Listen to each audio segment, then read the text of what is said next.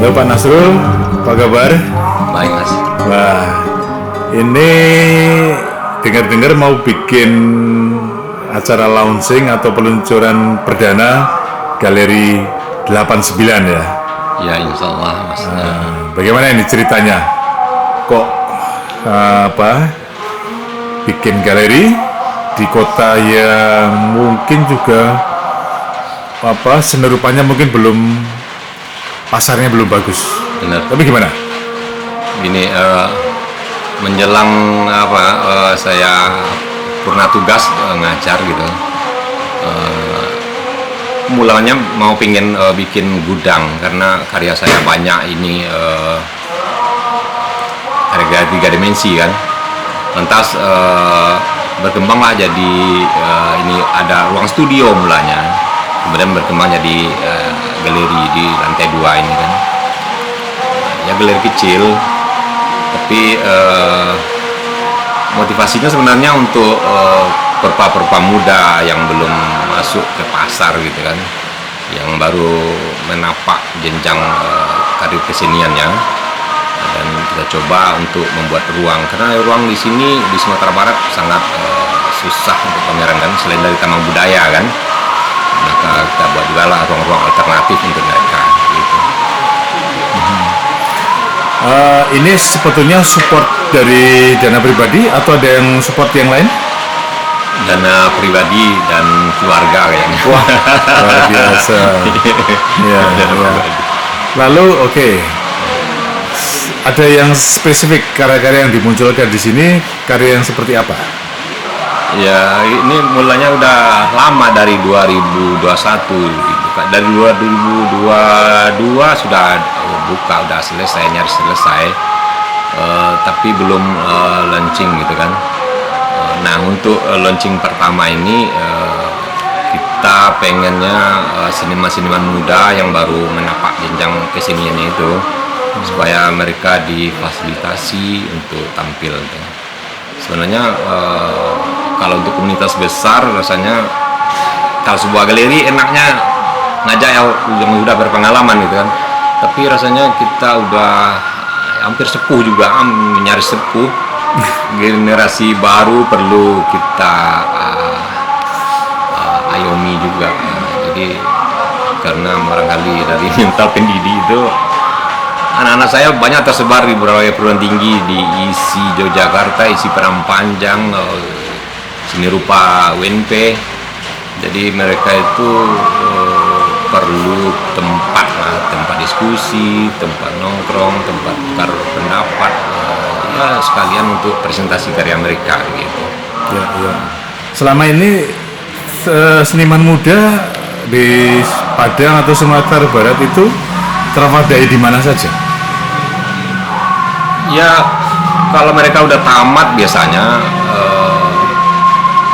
kalau yang jadi guru yang memilih jurusan pendidikan barangkali udah jadi guru, jadi pegawai. Jadi kalau untuk terlebih kalau ruang-ruang untuk presentasi karya sangat sepi, mereka juga nggak sempat itu penampilan karya. Jadi kalau kita buat ruang kayak gini, mereka juga akan lebih termotivasi gitu. Itu juga yang dari Padang Panjang atau isi Jogja kembali ke Padang, ke kampung, mereka juga bingung mau ditampilin di mana karya. Jadi kalau udah ada ruang kayak gini juga mereka yang akan bisa mengelola sendiri, mengapa sendiri, studio di bawah bisa digunakan gitu juga, dan ruang ini bisa sekalian untuk mempresentasikan karya mereka. Itu harapan saya untuk kedepannya. Semoga ini ke depan lancar. Juga saya mohon doa restu semua seniman, kalangan budayawan untuk mensupport ini, khusus juga sama Mas Kus bisa membawa ini ke tingkat pusat supaya bisa ada semacam ruang-ruang baru untuk presentasi karya di Sumatera Barat gitu. Ya. Pak Nasrul, bikin galeri di kota seperti Padang ini kan resikonya market mungkin belum semarak kayak di kota di Jawa katalah ya, Jakarta, Surabaya. Nah, ada strategi seperti apa yang mau dirancang untuk bisa tetap menghidupkan galeri? Gini, kembali barangkali ke apa namanya ya, kitanya itu. Kita udah jadi pendidik karena dulu saya membuat program untuk siswa saya ke isi Jogja dan isi Padang Panjang, banyak sekali mereka yang sedang kuliah, dan barangkali setiap tahun saya ke Jogja itu saya mampir ke kampus tuh, di ruang RSG itu saya menggelar apa sana lesehan, cerita sampai malam dengan mereka. Dan setelah itu saya jadi apa, tamat kan jadi galau itu. Mereka ditanyain setelah tamat jadi mahasiswa itu jadi lebih apa, mumet. Makanya kita buatlah semacam galeri ruang ini. Dan semacam tadi Mas Gus tanya apa, ada profit apa yang akan ditimbulkan dari sini barangkali. Ya. Juga saya profitnya itu barangkali itu calon-calon yang tadi, orang-orang tadi. Dari mana dananya ya, barangkali dana pribadi kita galang, dari dana sendiri atau dari mana, ntar mereka lah yang memanajemen ini nanti untuk menuju pasar kayak Jakarta, kota-kota besar. Barangkali itulah kita merangkak dulu. Kita di sini memang nyatanya, realnya memang sepi di Tembeli, tapi kita juga nggak mungkin meratapi keadaan seperti itu kan. Meskipun kecil atau gelap, kita juga jangan mengutuk itu kegelapan kan, walaupun kita nyalakan sebuah lilin gitu ya, kayak inilah menyalakan sebuah lilin itu aja. Barangkali ya Tuhan punya apa aja nanti, nggak satu jalan ke Roma kan, nggak juga. Mudah-mudahan ke depan saya optimis saja. Mereka yang kuliah di manajemen sekarang udah ada yang S2 sampai di ITB kan. Barangkali mereka lah yang akan memikirkan, Mas Gus. Saya juga menyediakan tempat gitu. Sebagai orang tua saya hanya menyediakan tempat, mereka lah yang mengelola antar. Jadi di sini ada di lantai 2 ini ada ruang pameran, juga di bawah nanti studio, ada juga bisa digunakan untuk pameran. Dan di bawah lagi di sini di lantai 1 ada toko merchandise-nya. Kemudian di apa ada kongko-kongko, tempat kafe, mereka nongkrong. Jadi dibuatlah sesuai dengan generasi kekinian itu, generasi Z itu. Jadi makanya insya Allah bulan November ini kita coba launching dengan tema opini Z.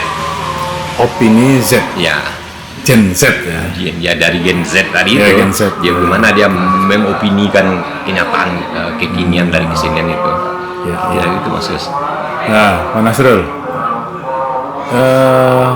anak-anak muda yang menjadi seniman muda di sini, ini kan bisa menjadi SDM untuk mengisi karya di sini. Apakah SDM dari generasi Z itu cukup di sini, yang kira-kira nanti bisa layak untuk berpameran di sini? Sangat cukup, sangat melimpah maksudnya.